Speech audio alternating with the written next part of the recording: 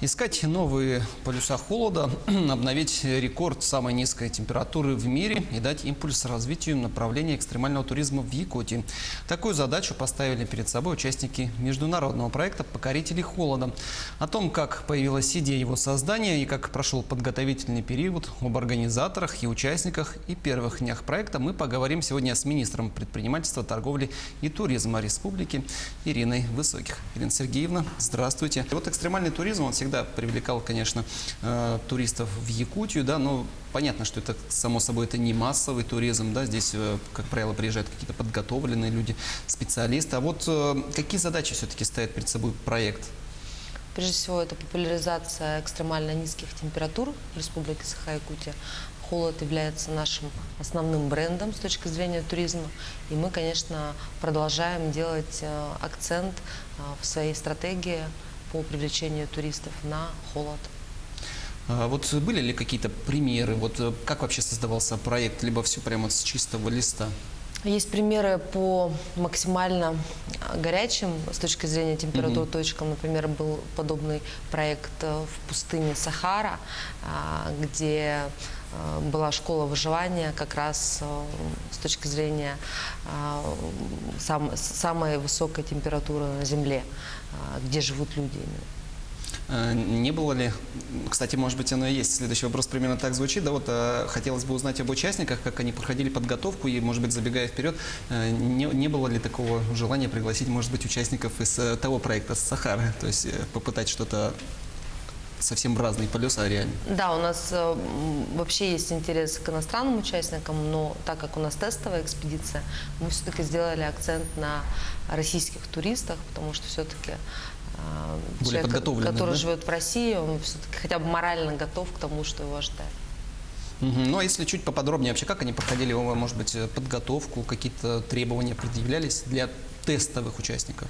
Да, конечно, они проходили подготовку. Вообще у нас сам проект построен на основах школы выживания. С ними работают опытные каюры, которые уже сейчас присоединились к экспедициям и готовят их к нашим заданиям, которые их ожидают. И, конечно, я не хотела бы раскрывать все секреты, но они уже сейчас познакомились с Александром Дмитриевичем Дорофеевым, с известным моржом в Черепчинском улусе, увидели, как наши якутские люди медитируют, находясь в проруби при минус 45 градусах.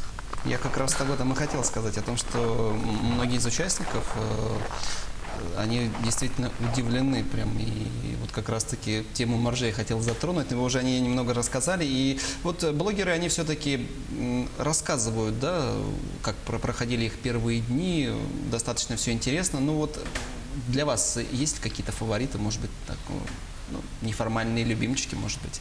Мы собрали очень разностороннюю команду. У нас есть и блогеры, это Павел Матвеев, Илья Василевский. У нас есть эксперт международного уровня по туризму. Это Наталья Белякова, с которой я познакомилась на ЮНВТО. И мы пригласили ее на «Зима начинается с Якутии», где она полюбила Якутию зимой и очень захотела участвовать в этом проекте. И Константин Чалабов, корреспондент «Вокруг света».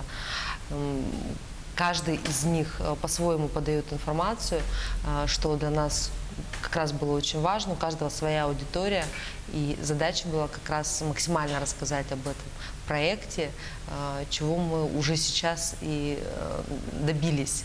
То есть у нас активно фолловеры этих блогеров следят за тем, что с ними происходит. Есть уже первые такие скандальные даже новости в наших СМИ, но я считаю, что это только подогревает интерес к проекту и никоим образом отрицательно не влияет на имидж проекта. Ну вот если еще немного об участниках. Они все-таки сейчас вот находятся в тех температурах, которые они ожидали, или все-таки для них это не совсем комфортно, может быть? То есть говорить это одно, а испытать на себе это совсем другое.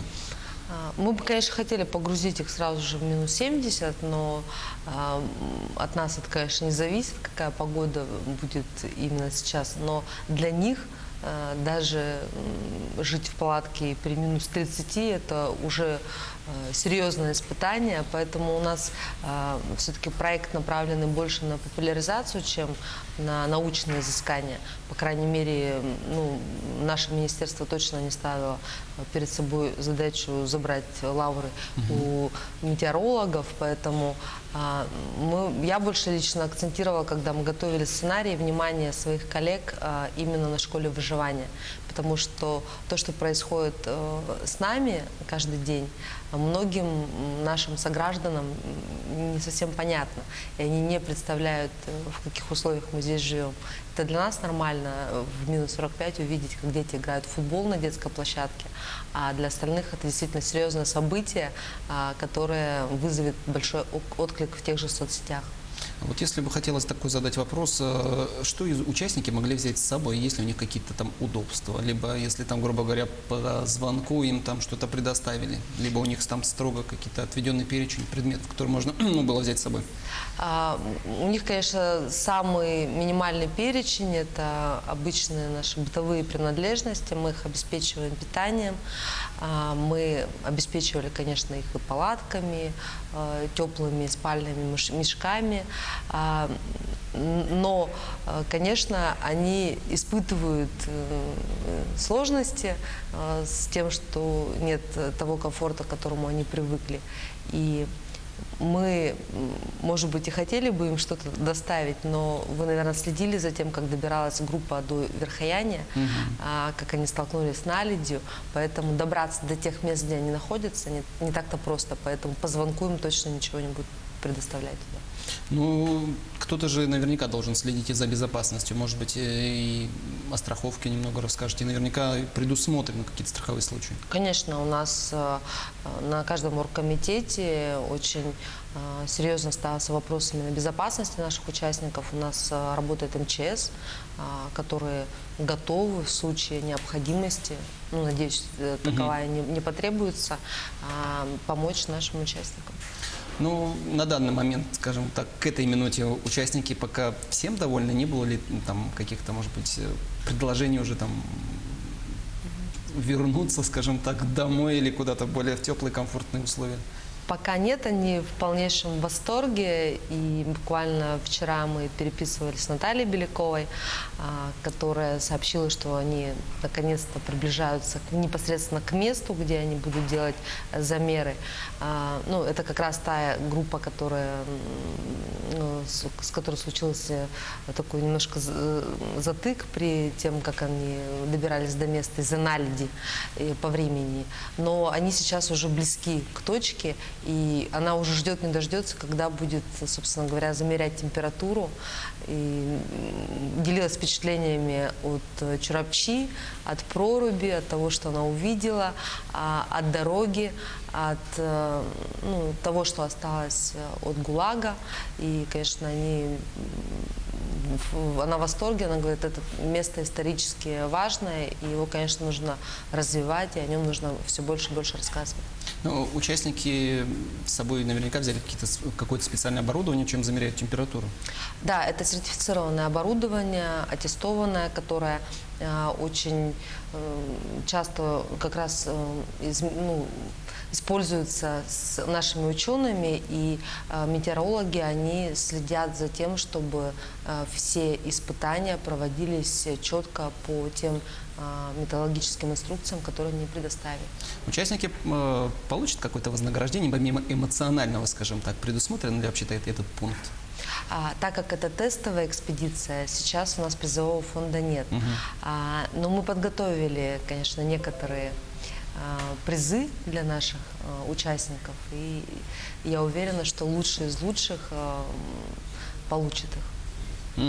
Ну, вообще, этот вот спор, скажем так, решится все-таки Верхоянский или Амиконский район сам холодный, по вашему мнению? И вот ученые, мы знаем, не принимают здесь в экспедиции участие. Почему, собственно, ученые не принимают? Ученые принимают непосредственно участие, они следят за проектом, они входили в оргкомитет.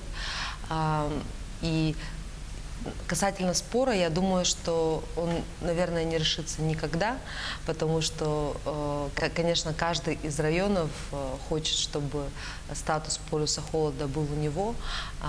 У нас в мире происходит глобальное потепление, и мы вообще ставили задачу поймать самую низкую температуру в условиях того, что у нас, в принципе, везде теплеет сейчас. И у них есть шанс сейчас стать тем человеком, который зафиксирует исторически самый новый максимум низкой температуры.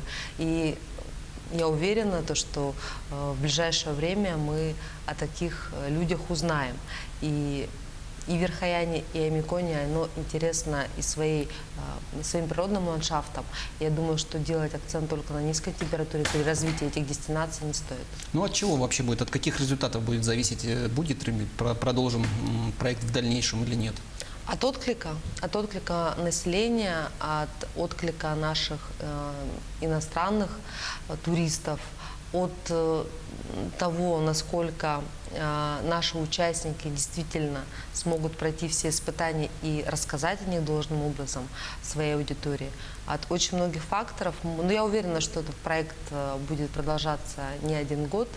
Нас поддержал Ростуризм, нас поддержало Русское географическое общество. Они тоже в своих аккаунтах, в соцсетях активно о нас рассказывают.